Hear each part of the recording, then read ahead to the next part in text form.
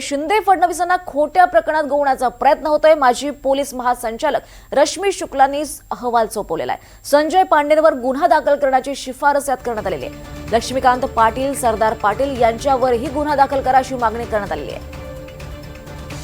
तर शिंदे फडणवीसांना खोट्या प्रकरणात गोवण्याचा प्रयत्न केला जात असल्याचा आरोप होतोय। माजी पोलीस महासंचालक रश्मी शुक्लांनी त्या संदर्भातला अहवाल सोपवला आहे। अधिक माहिती घेऊयात आमच्या प्रतिनिधी जुई जाधव यांच्याकडून। जुई, काय अधिक माहिती या संदर्भात?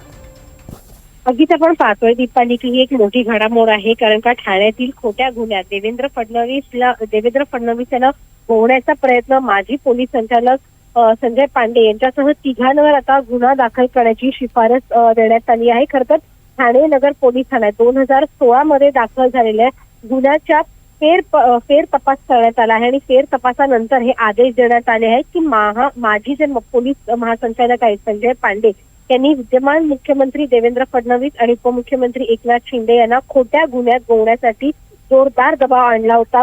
ते विशेष तपास पथकाच्या चौकशीत आता निष्पन्न झाले आहे।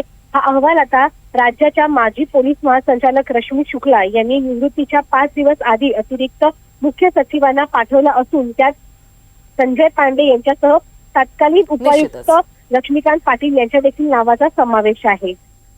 निश्चितच, धन्यवाद या सविस्तर माहितीसाठी।